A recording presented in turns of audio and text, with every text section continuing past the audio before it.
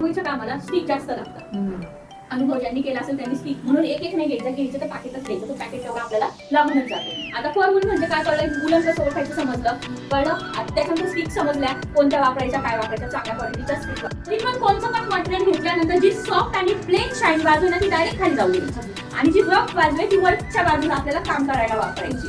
अशा पद्धतीने तुम्ही बेस ओळखायचा. बॅनर बिनर वरती करायचं नाही. जे काम ज्याच्यावरती आहे ते त्याच्यावरती त्याला काही दिवसांनी कडा वगैरे जातो म्हणून फॅब्रिक वापरायचं. ज्याला कोणत्या वॉशेबल, वॉशेबल आणि शीत कलर जे डोळ्याला थंड दिसतात ते पिंक आणि आकाशी शेड मध्ये जातात. आकाशी आणि पिंक शेड मध्ये. आता जर समजा एखादी रांगोळी मी करायला घेतली बाहेरच्या आउटलेट तर मी ही उष्ण कलर मध्ये सिलेक्ट केली तर ती पूर्ण मी उष्ण कलर मध्ये भरेल आणि याच्या मधला म्हणजे ब्लॅक शेड हा प्रत्येक ठिकाणी हायलाइट होतो. तो कंपल्सरी आहे आणि एक ऑफ व्हाईट कलर आहे. म्हणजे त्यानुसार तुम्ही स्काय ब्ल्यू मध्ये गेले तर ब्ल्यू मधल्या सगळ्या शेड मध्ये टाकायच्या. रेड मध्ये गेले तर रेड मध्ये येलो मिक्स होतो म्हणून रेड मध्ये येलो मिक्स नुसार टाकलेला आहे. पिंक मध्ये पिंकच्या सगळ्या शेड टाकल्या बेबी पिंक पासून त्याला हायलाइटला.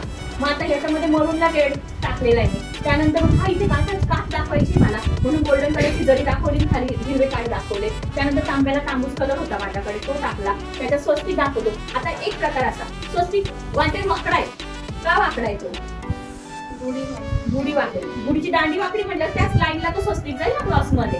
तो जर मी सरळ ठेवला तर तो चांगला दिसेल का, नाही. तांब्या असं सरळ ठेवला काठी तिरकी ठेवली ते चांगलं दिसेल का, नाही. मग विचार करताना पण आपण तसाच करायचा. गुढी वाकडी आहे ना मग स्वस्तिक पण वाकडाच येईल माझा. याच्यामध्ये ह्याच डिझाईन मध्ये एक डिझाईन एका डिझाईन पासून आपण डिझाईन क्रिएट करायचे.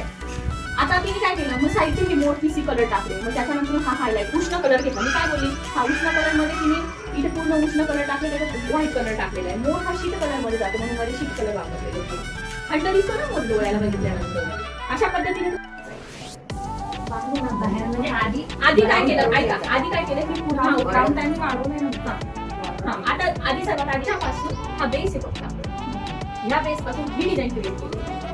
काय करायचं, ह्याच्यात भरपूर अशा डिझाईन की तुम्ही त्याच्यापासून वेगवेगळ्या डिझाईन क्रिएट करू शकता. मग त्यात आपल्याला डिझाईन क्रिएशन कसं करायचं हे मी तुम्हाला रंगसंगती कशा भरायचं ते समजलं. तुम्हाला कळलं आउटलाईन कशी मारायची. त्याच्यानंतर आम्ही सांगते आता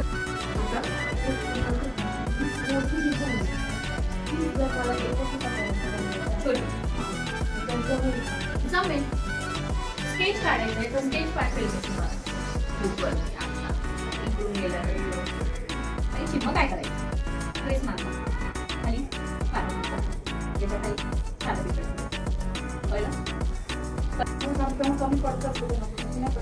कशाला मी एक मिनिट देतो.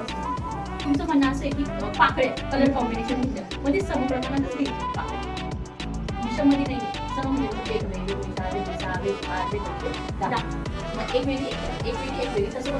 मॅडम कुठून आलात आपण? विदर्भातून नाशिकला आल्यात. बरं, कसं वाटलं तुम्हाला वर्कशॉप? खूप छान वाटलं. तुमचं शिकवणं, तुमचं सांगणं, व्यवस्थितपणा, बारीकतेने सांगणं मला खूप आवडलं. नक्की. पण तुम्ही इतक्या लांबून प्रवास करून आल्या त्याचं तुम्हाला वाटतंय का समाधान की इथे आल्यानंतर? एकदम असं वाटतंय की बेनिफिट खूप मला मिळालं की या क्लासमध्ये. अच्छा, फारच छान. थँक्यू. नक्की मला असं वाटतं की मी काहीतरी करू शकेल आता. नक्की तुम्ही तिकडे गेल्यावरती सुद्धा वर्कशॉप करून घेऊ शकता का? तुमच्या सांगण्यानुसार मला तरी वाटतं. हा, मी तर तुम्हाला गायडन्स करेलच पण मग तुम्ही तिकडे जाऊन घेऊ शकता का? एवढा कॉन्फिडन्स आलाय का? बरं ठीक आहे, चालेल. थँक्यू.